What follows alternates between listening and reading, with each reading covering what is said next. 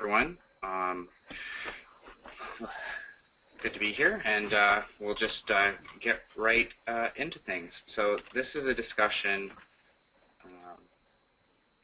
There we go. This is a discussion about the CIOC software's interaction with external systems. So here we're defining external systems as anything that is not CIOC based. So if anything that would be an interaction between CIOC systems, either the client tracker or another CIOC database, that is not considered external because we control all the endpoints. And by interaction, we generally mean the movement of some form of data either into or out of a CIOC system. So in this particular, the stuff that we have right now, most of our interactions are getting data out of CIOC and into another system, although we have a couple of instances of places where we're getting data from an external system and putting them into CIOC.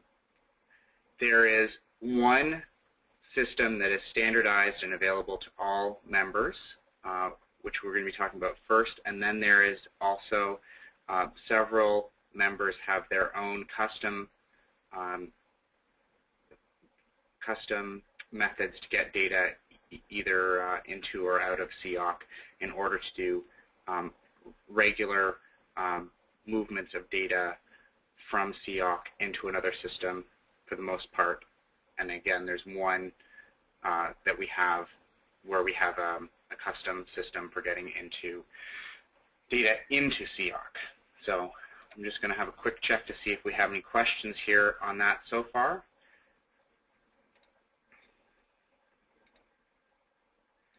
And not seeing anything, I'm going to move along to this thing's not.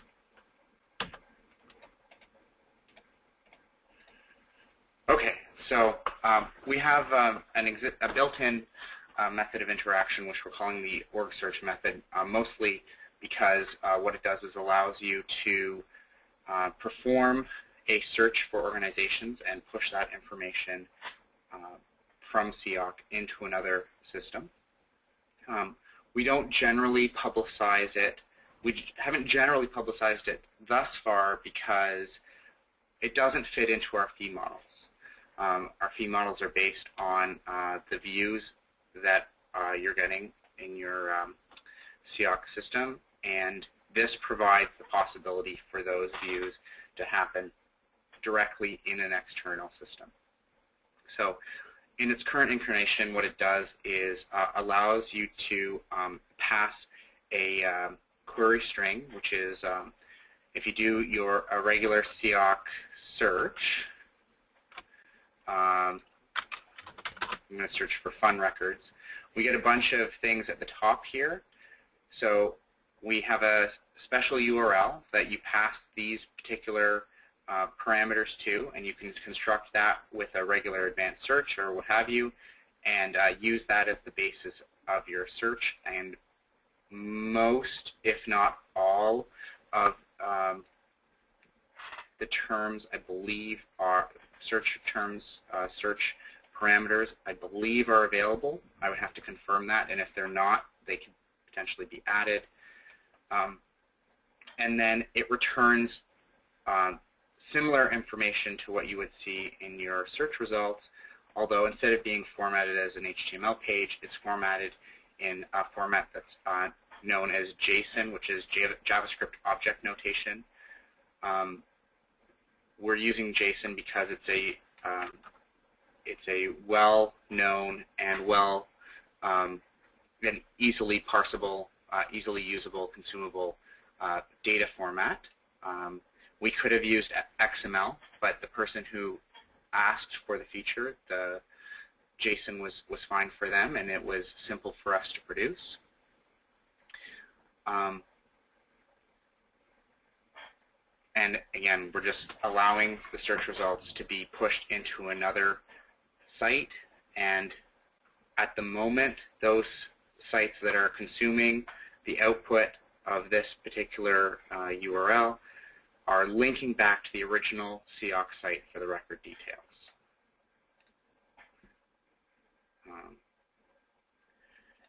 Not seeing any questions at this point. Are there any questions?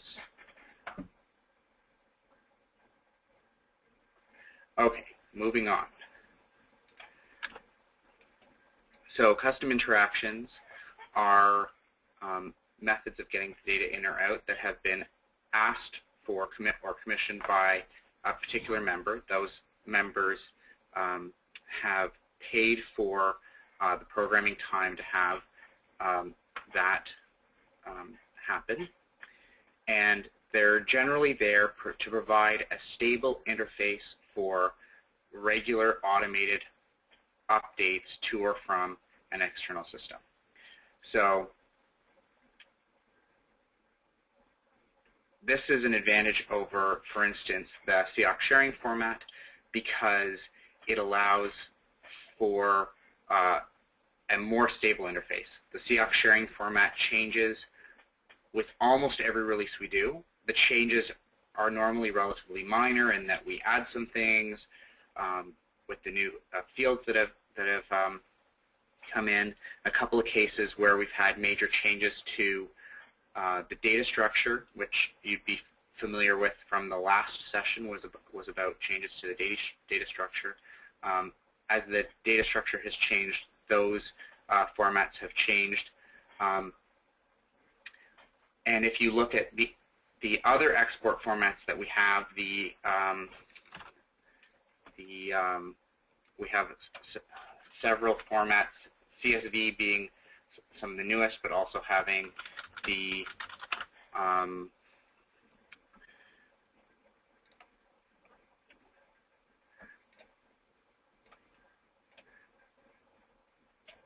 so if we go into the export, we have a number of formats.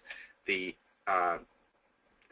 XML export, which gets used in creating a MS Access database, and the Excel spreadsheet, both of which you can select the fields you actually want to export. And we also have the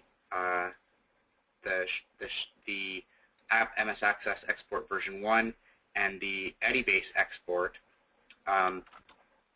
Those do not contain the same level of detail as the sharing format, in that when we have a data structure that has many little pieces, such as the contacts field, it provides a textual representation where all of those pieces are squished together as they would be for display.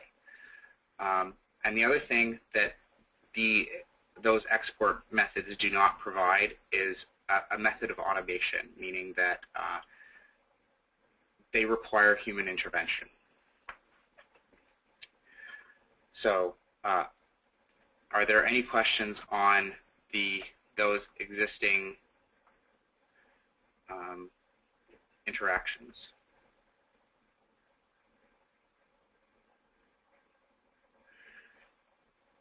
Okay, so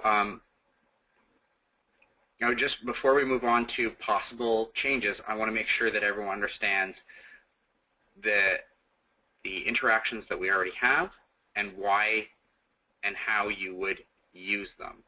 I don't know if this is an opportunity to start some discussion, or whether is everyone clear on why you would want to use, say, the org search method, what the actual use case is for that? It's Lillian here, Chris, and I'm not sure what you mean, no, so if you wouldn't mind explaining, that'd be great. So Hamilton is one of the members that are using this, and it's for, I believe it's for My Hamilton.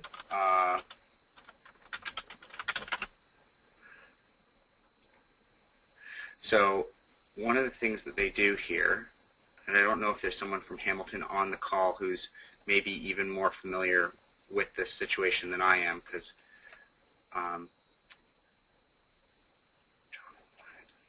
because I'm not sure where to find public library.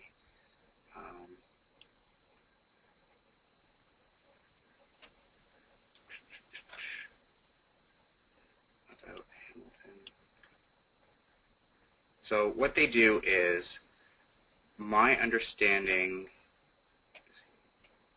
is that, so go to something like newcomers.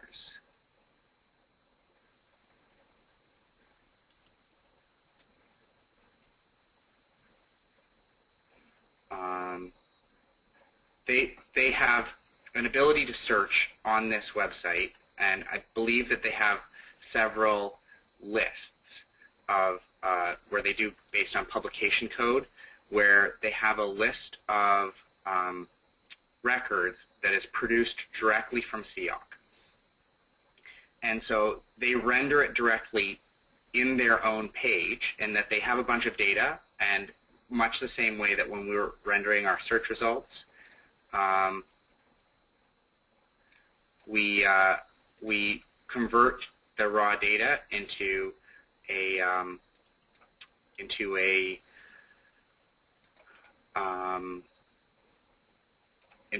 HTML page, and that was the wrong thing. Copy.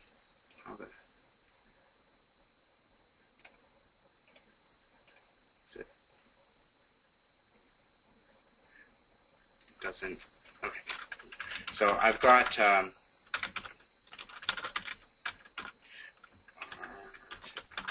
show an actual example, thanks to Mark.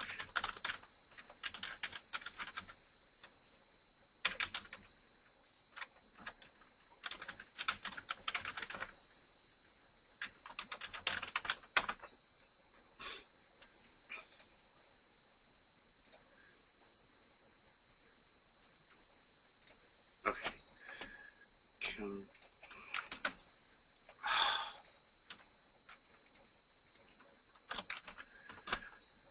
There we go. Okay, so they have a search box here. So let's see if they have some fun records. Chris, this is Lillian. It just occurred to me. Are we recording? Yeah, we are. Okay, great. Thanks. So this isn't actually what I was thinking.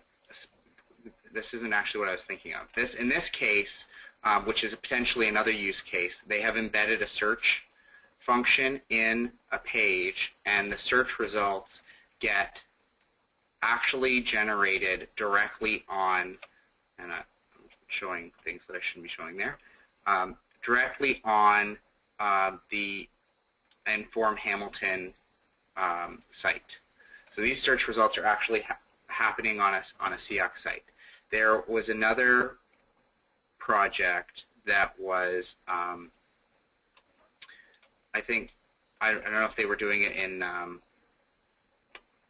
was Kingston, I think was one of the ones, and I thought Hamilton was doing it as well, where they wanted to have dynamic sets of lists into a record,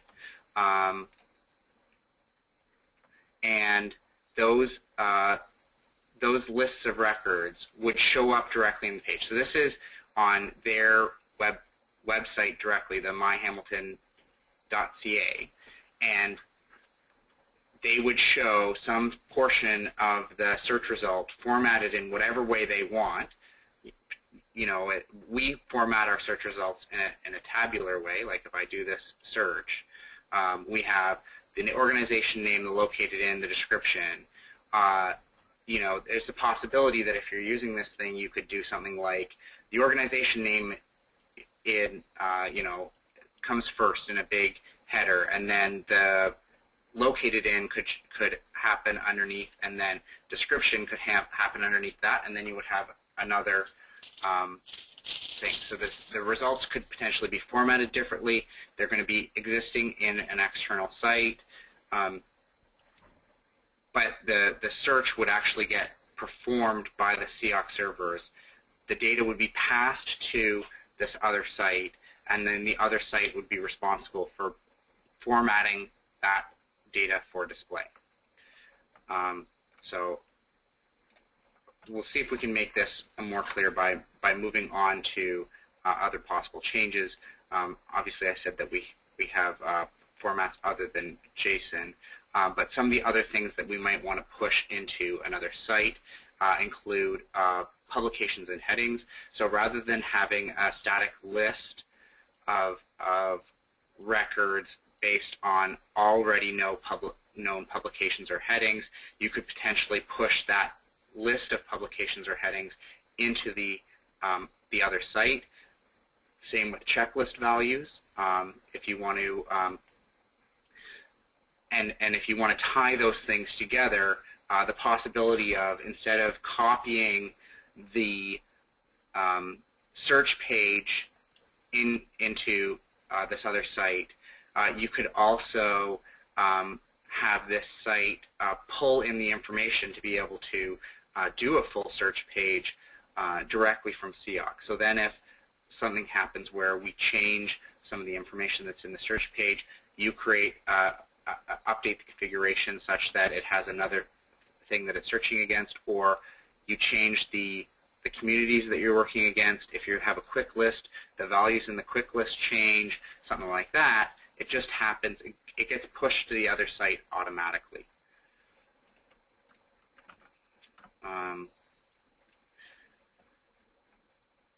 So other possible changes are we've had a request for RSS, an RSS feed for recently changed records. Everyone's familiar with RSS, right? Because that's how you find out. You get told by the community site about new message board posts and the like. And it's open for other people. You know, what do you guys want to see? That's what this is about. Are we lost here, or? Lillian again, Chris. I just want to. I'm not sure. You know how we have someone taking CIOC data and then they put it on a website and they format it differently. Is that Sure. what you're talking about? Is that are we one of these people? Pardon? No, that's not. You're doing a different thing. You're doing what's called scraping, which is scraping is when you take you have your CIOC site, and you put another site in front of it, and you make a request to the actual CIOC pages that are there, and you do a little bit of modification on the way through. This is more like a this is more of a standardization of an ability for a programmer to ask for the information that they want, get that, and have the ability to do it. So the way that you're doing things, the scraping,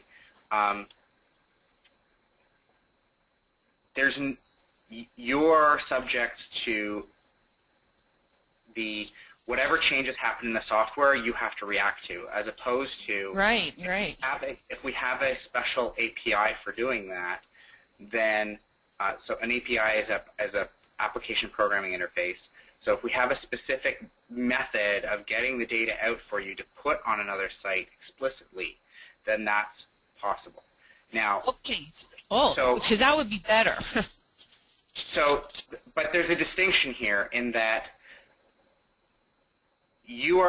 what you are doing with what we call the page mapping or the scraping. Everything that you have on that page is actually possible to do in CIOC itself. So you're adding an extra layer that is a performance penalty for you, provides an insulation between our ability to provide you with stats and things, as opposed to this is generally targeted at, I have an external partner that has an external system that is doing something else, and they want to incorporate some small amount of data. It's generally about scope. Now, there are exceptions to that in that for instance, 211 Ontario, all of their data comes out through the one of these custom interactions. So okay. they have a special URL that they can go to that provides them with all of the data that they need in order to run 211ontario.ca. So we could do this special custom interaction thing and get the data directly so that every time the CIOC software changes, we don't start crashing all over the place. I mean, or is our scope too large? It's a little different because they have an enormous investment in other software that does basic things like displaying a record, performing a search, handling the search terms, getting the right data back. So it's beyond their use cases. They want to use CIOC to do data management, and they want to push it out into another application to do their search and everything. Your use case is you want to add an extra layer of stuff over top of what CIOC does, but you're still using the core CIOC functionality to be able to do the basics of displaying a page, doing a search, that sort of thing. So could we, is it possible as an enhancement to allow the web guys, the consultants, to just do a read-only, like just get the data out and not have to go through the formatting that changes all the time? Is that possible as an enhancement? It's possible. Okay. It's possible, but as I said before, it's not fully fleshed out. I mean, we're talking about what we have right now is that CIOC is able to provide a listing of records. Not all of the data for all the records is there, and that doesn't provide you with the display of a records details page. Okay? So there's a lot more work to be done there. The other thing is that I'm not sure what the benefit to you is in doing that. It's because we spend a lot of money. Right. And the other thing is that CIOC's fee model is in part based on the amount of use you get. Right. So we don't have a way to include this in the amount of how that gets included in the amount of use. For these other sites, that's sort of accounted for based on the fact that the search results aren't really, they're not, as far as I'm aware, not involved in the fee calculation. So we're pushing out the search results into another site, but when they go to do an actual record view, which is calculated in the fees, they're coming back to the CIOC site. Okay. And I mean, I don't know if you noticed with this when we did a search.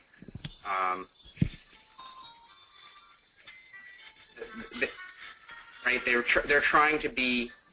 I don't think they've done their view work to make the view the same, but well, yeah, it is. There's the orange. So there's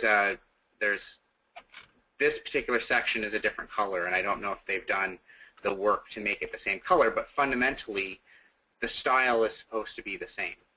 And future things, including what we're talking about on Friday, are enhancements to the way we do templating, are intended to assist in being able to make the differences between this and this go away. In other words, making this layout be easier to achieve in CIOC itself.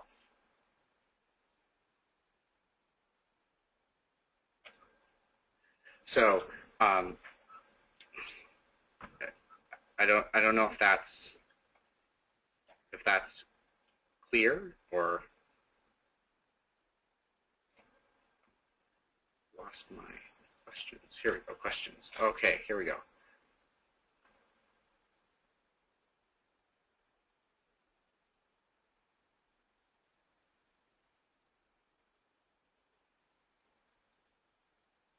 So we have a question from Mark Winfield about about remote queries to CIOC.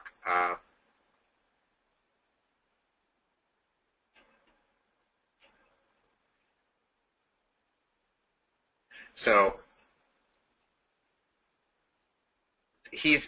Mark is specifically asking about the ability to pull in to remotely grab the information in order to be able to display a details page remotely, and whether that is a possibility. And if that's what the membership wants and needs, I guess that's a possibility. That would have to be, you know, all of the implications of that would have to be looked at, and how that affects, say, the fee model and those kinds of things. But I mean, it's technically possible. Whether that is something that is actually useful in that there is a performance overhead to that, rather than using the existing tools to provide a similar functionality, that's something that we would have to look at based on the what the actual use case is.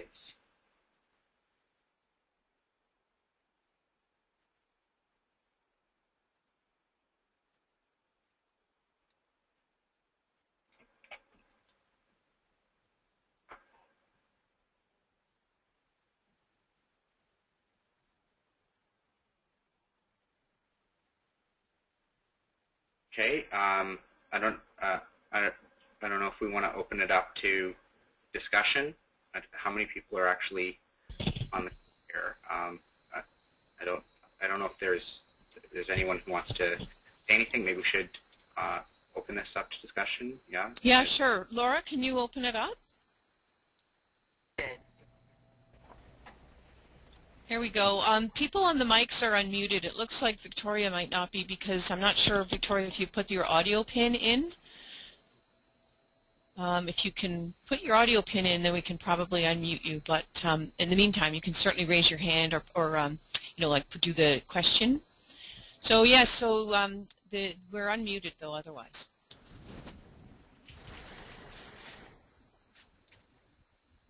Chris, it's Mark. Yep.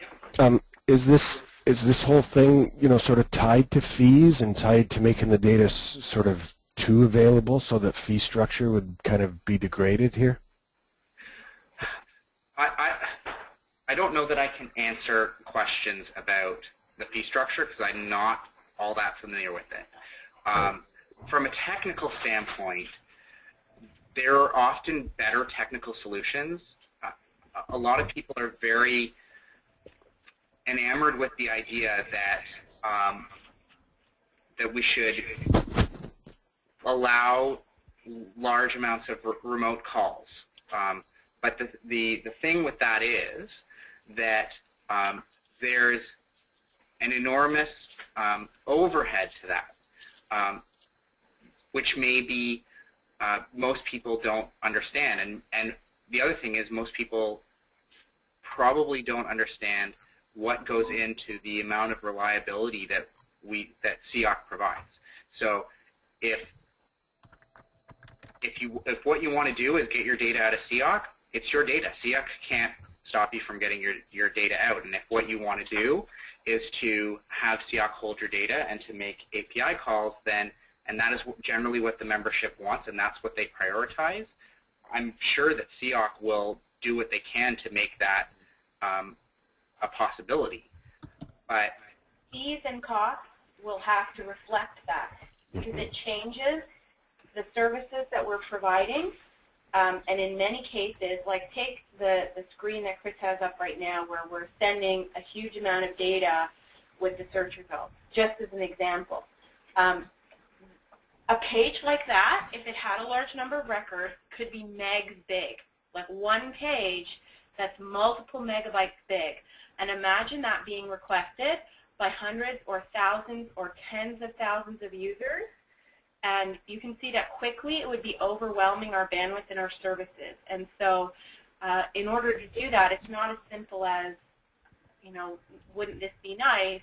We have to think about all the consequences of it and how we're going to reflect how our different members use the software so that only the people who are causing the strain are paying for the strain, which is an ongoing challenge when you talk about anything to do with fees. Is you do not want some users to be causing CIOC to incur costs that everybody has to pay for. So it's a very delicate, challenging situation, and as Chris pointed out, there is a major reliability issue. We already run into, at least once every couple of months, someone in a gigantic panic because some external service has gone down, and even though CIOC is up and running, the interaction between the two causes the service to fail. And we have no control over external services or their availability.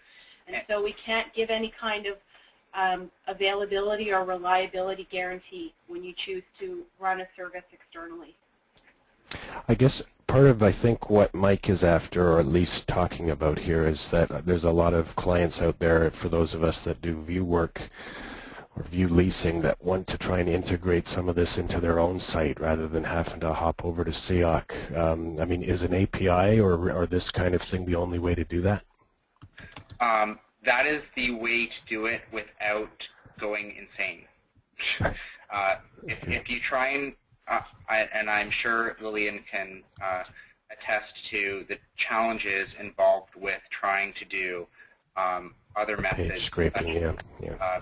The page mapping is that every time CIOC changes, I mean, we're not providing any guarantees that we're not going to change some of the HTML behind the scenes, right? And if we have to change something because of whatever reason, and that scraping is dependent on some bit of HTML that's not important to the way that the page actually displays, then you run into issues.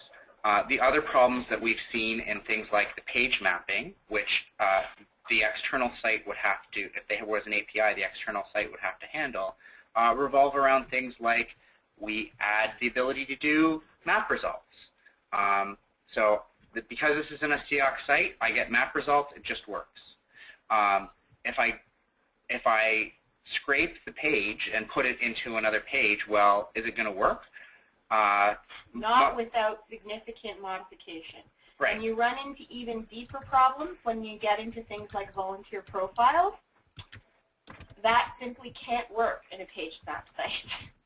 So, and you know, I recognize that what we're talking about is if you're talking about, I have a partner that wants to integrate some portion of data into their own site, that it's in some ways easier to get it to look exactly the same if they get some data and then they can format it.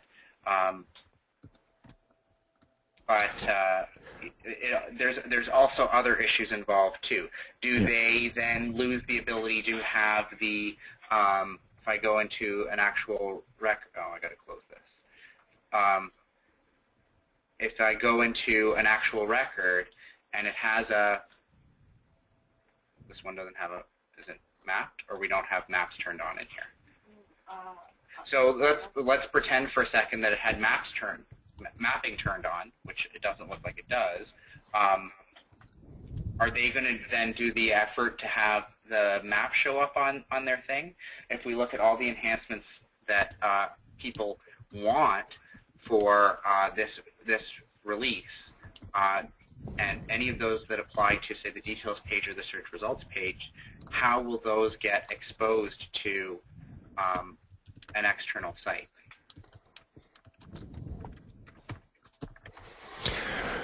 Part of it may... I think there's really good use cases for it. I especially think that it's an excellent use case is where you have a site that only needs to display a handful of records and would like to be able to display those records or those listings specifically in their site. Not a full searching operation necessarily, but you know, I have 10 services that apply to what I'm doing and I would like to be able to list those individual services. I think that's a fantastic use case for this type of thing.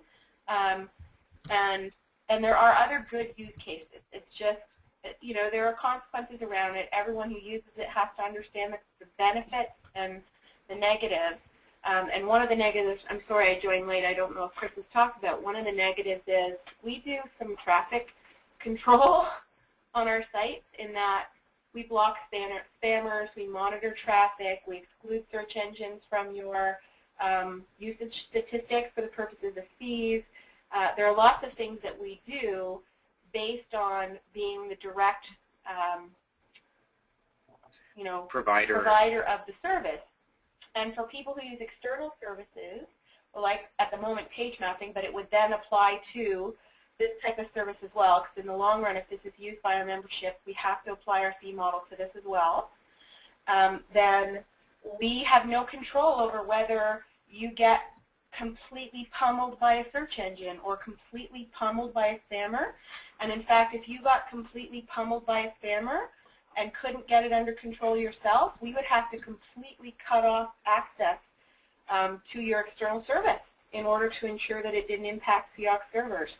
So you take on a lot of responsibility for your own traffic control, or the people who you provide this service to have to be taking on a lot of responsibility for their own traffic control if they choose to do this on their own. We serve 115,000 or million pages, is it million or billion? It's a ridiculous number. Pages a year, or it was something ridiculous like that. So, you know, we have to keep control of our traffic. We're a very high traffic site. And that's not going to change. In fact, it's going to be more important if we start having these types of services where we have less control over who is accessing the information and whether they're doing it in a realistic and reasonable fashion. We regularly go in and check for ridiculous traffic patterns, spammers trying to access the site. You know, we block crawlers from Russia and Nigeria and things like that to keep them from pummeling your site. And that's part of how things stay running smoothly. So this all goes into the consideration of what you give up and what you risk by making these kinds of services available.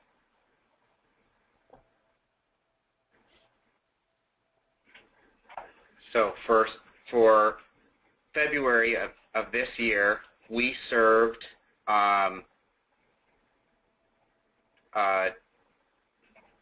million, 12 million pages between both. This number is crawlers, and this number is supposed to be actual people who saw a page. And I mean, this is our bandwidth. We're talking over 100 gigs of bandwidth, which is... And that's a short month. So our average is just over 500,000 unique visitors a month. Some months it's more, as you can see there, January 2011. Some months it gets a little higher, but our average is about 500,000 unique visitors a month.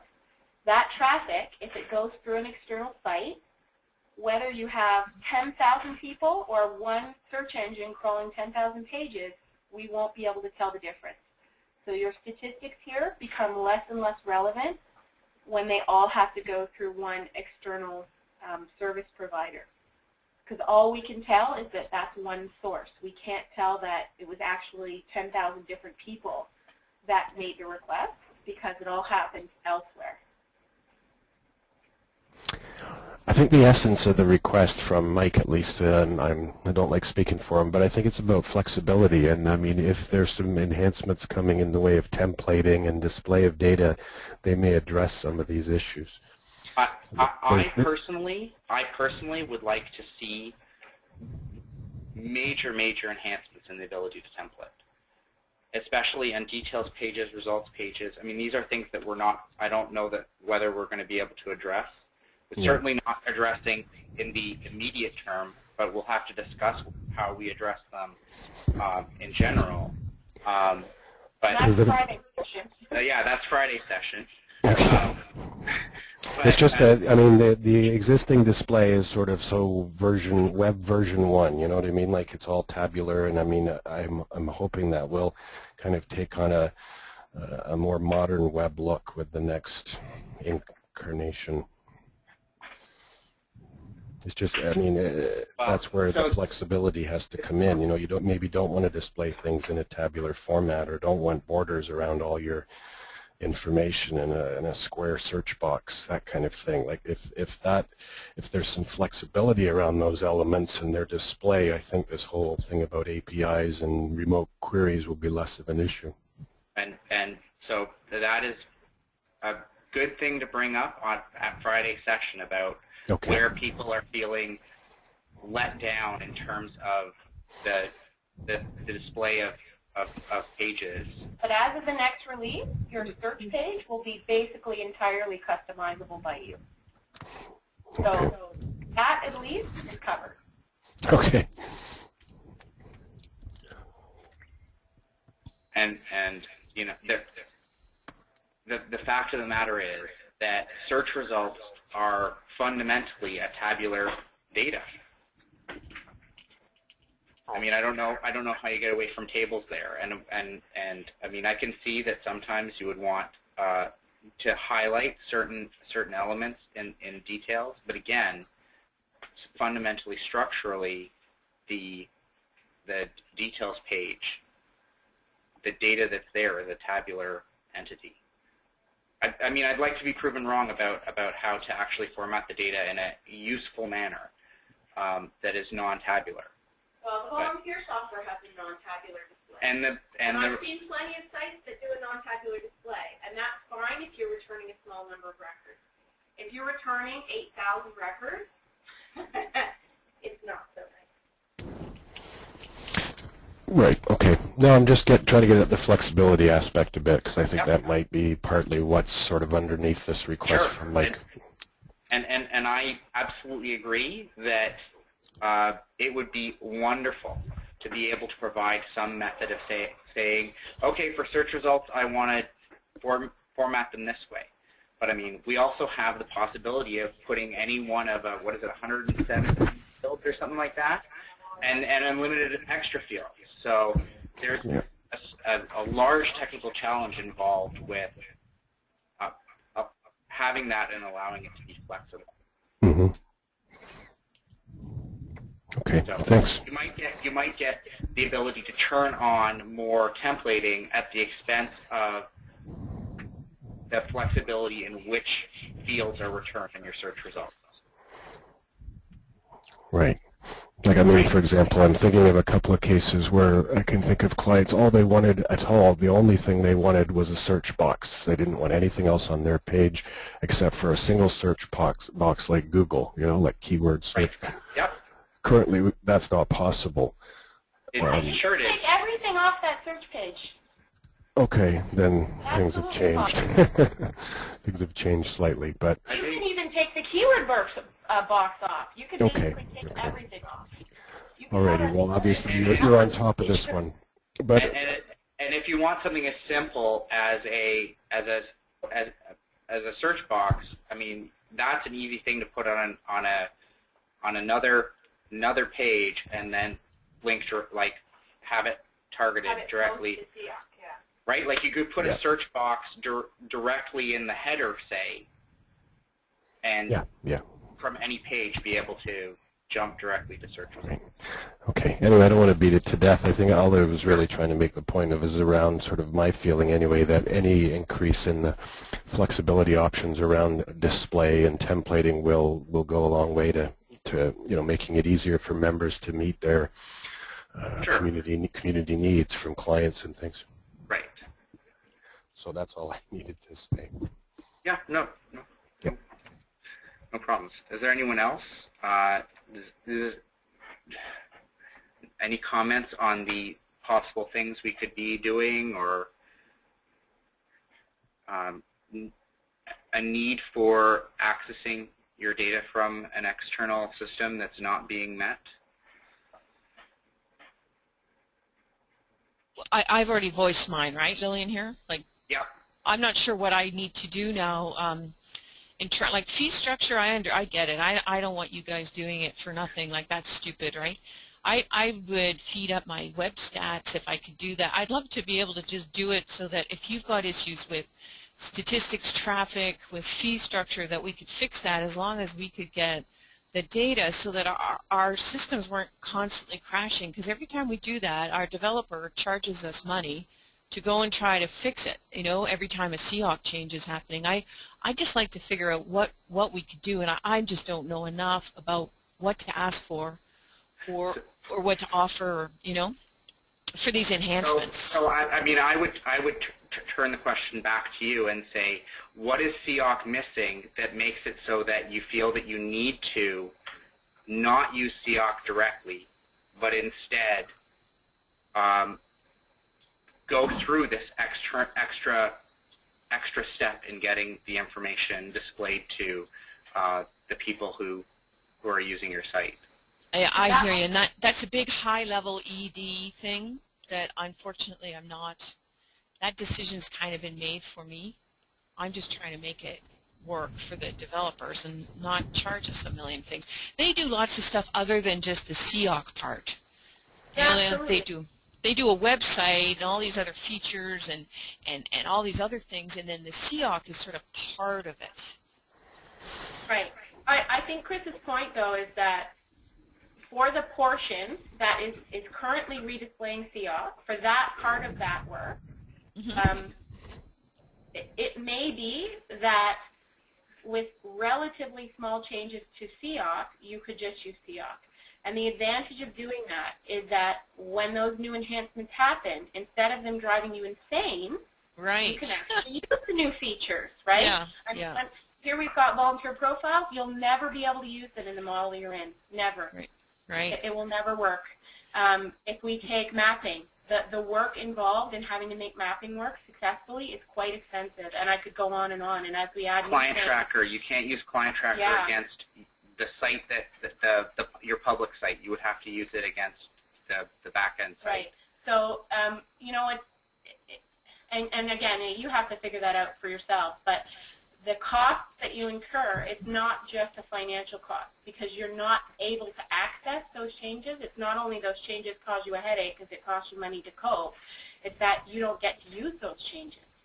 Right, but if our developers could go in the back end and get the data themselves, could they work the profiles and the mapping, or that's something that still wouldn't work even if they had access to the data?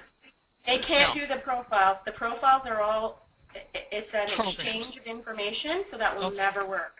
Okay. Okay. It honestly will never work. Okay. So there's nothing I can ask for in this enhancement series right now. I need to sort of go back to the drawing board and look to see what CIOC could do within our websites without them doing it. Yeah, I mean, if you, this is obviously a separate thing, but if you need to discuss with us your needs in terms of the external things that CIOC doesn't do and how those things could be incorporated into CIOC as opposed to trying to incorporate CIOC into those other external things. Right. And you'll always have a place for all those other things that those developers are doing for you. I'm not trying to suggest that CIOC is going to replace all the services that your other developers are providing for you. Not at all. I'm only talking about the places where they're having to redisplay what CIOC already does, that in those cases, those particular cases, that maybe there's a way where we could, whatever it is about what CIOC is doing that you don't like, can probably be addressed without actually very much effort. Some of it could probably be addressed right now with no software changes, just understanding how you had to configure it in order to do what you want. Like you don't do colors, or that could be programmed or something. Anyway, I don't want to go. I don't want to derail this. Sorry. Yeah. Well, I mean, again, that's the templating, but CIOC does allow you to customize all your colors. And I mean, if you look at, I mean, this is getting a little bit into next week's, but if you do something like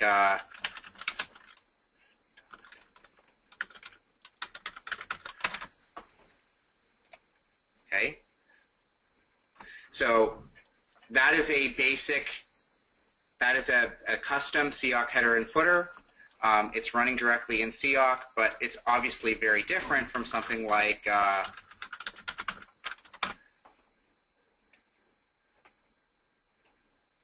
Inform Hamilton.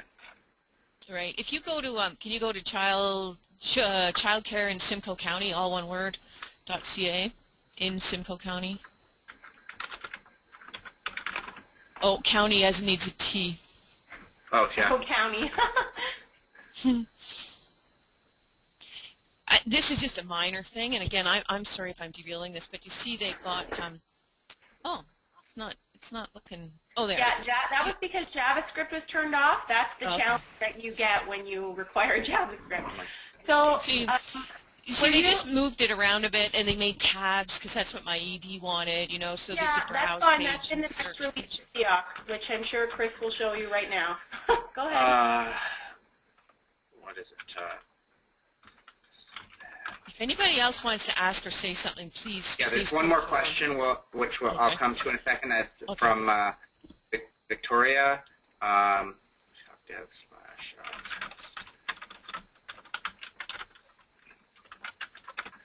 That'll take us to the right thing. No. Oh, I know what it was. No, it's because, sorry, I've been just,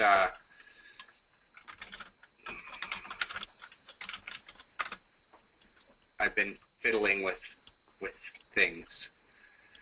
So, I don't have, like that? Yeah, I think, yeah. Looks very similar.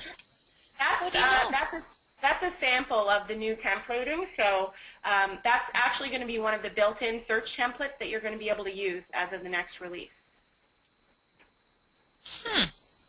And you'll be able, if you don't like those, the tabs you'll be able to make your own.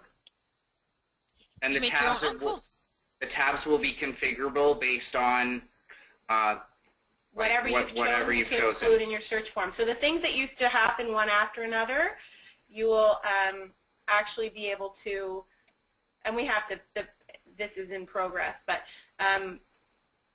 whatever you would have configured to show on your search form before, you'll now have as tabs instead if you choose this layout. So this will be one of, we'll have two, one being what it is now and one being something like this, and then you'll be able to create your own as well, which you could have it in whatever format you wanted. And of course, I've realized that this should look very familiar to you because I took your site layout as some of the inspiration for what's down the right side there. That's fine. It's all good. Sharing's good. I like it. So this is this when my child care tab, would that be based on a pub code or a view? No, that's the child care search. If you use the built-in child care okay. feature, okay. So an industry search, what would that be based on? That's the NAICS. That's NAICS. Okay. But I haven't done the. Right. I haven't done the. He hasn't set it up to work with not showing the menu twice yet. Right. And service category is going to be your taxonomy. Which and I don't think it's doing anything yet. Yeah. It hasn't been hooked up. I mean, this is really. This is really basic. Not been. It's in progress. Does the styles? Yeah, I can do different styles, but the search stuff doesn't work. But it does change the header. So, we have a few variants on the header. But that'll so we'll cover that stuff next week, and actually we'll instead of using this test one, we'll actually have it in the software. In the left menu, you'll be able to add your own items. In the top menu, you'll be able to add your own items. And again, if you don't want to use the predefined ones, you just make your own layout. These are predefined layouts, and like right now, if you don't make a custom layout in CIOC, what it looks like this is that. So you will still be able to completely do your own headers and footers, but you will also be able to do your own search page layout. So you no longer have to have that search box. You can have whatever you like, and there will be little placeholders for you to say where to insert the communities, where to insert the search box, where to insert the quick list, and so on. Okay, so we have a question from Victoria, and she is interested in doing some external data interactions from the CIC and volunteer modules, and wondering about existing processes that they could take advantage of as opposed to custom development. I think, yeah, go right ahead. All right, I'll hop in. So right now we have a few very simple export formats that are predefined, meaning those are the built-in ones that everybody can use. They're not in any way automated. All the exports have to be done by a human being which is at the time. Yeah. But then a lot of our members do take advantage of what we would consider a custom interface. So you ask for the fields and format that you want, and that, although it is technically custom development, understand that we have the basic bones in place for this to be a relatively simple thing to do, and usually it takes maybe half a day to set one up for someone in terms of downloading information out of CIOC. It is not a complicated thing. If you do set up such an interface, you have to follow our rules about when you can do the downloads and so on, and you have to not be causing any interference on the servers, and we will monitor it and let you know if you're not obeying the rules. But it's actually not a very difficult or expensive thing to set up, and we actually, to some degree, would prefer that you tell us exactly what you need rather than trying to fit into some predefined mold that doesn't really work with your system, and then you have to do a whole bunch of work on your end to still try and fit that into your system. It's usually easier if you tell us exactly what it is that you need, what your system requires. We would output the CIOC data in the format you need, and then we make sure that it continues to work, upgrade to upgrade, so that it doesn't continue to cost you money to fiddle with it and fix it after every software upgrade. So that's our recommendation. Usually we don't do import, but I think, did you talk about that? We have one. We do have one case where we do an import. It's just of a limited number of fields because they maintain those particular fields in an external system, and then the rest of the data they maintain in CIOC. So we even have been able to do that type of a system if required, and it's actually not a costly thing to do.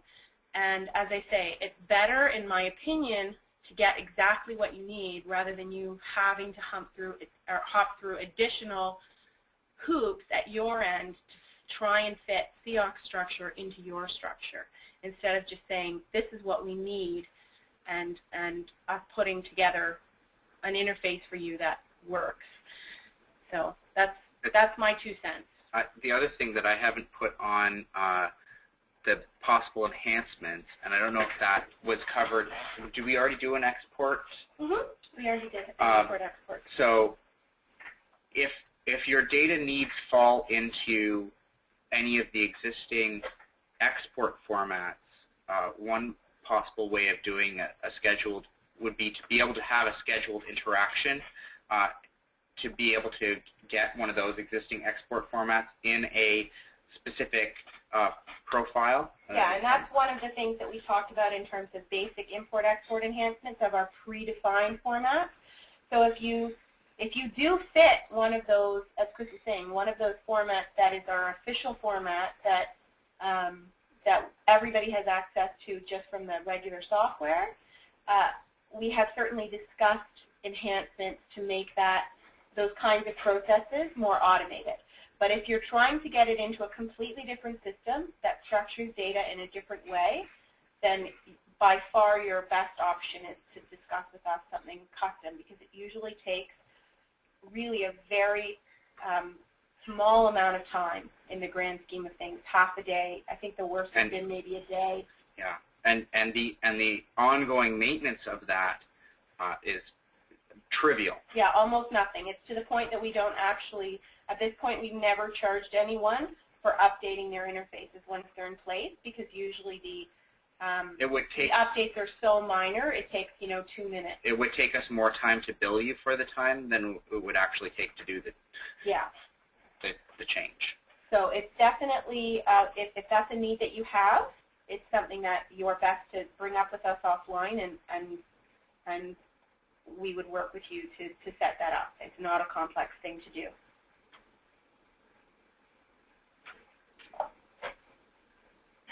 But you do have to follow the rules about when you can run it and so on, because it can't impact anyone else's use of their system. So there are restrictions that you have to abide by if you do choose to set one of these up. Yeah, so Victoria, you should send us an email about that if you want to proceed with that, or anyone else for that matter.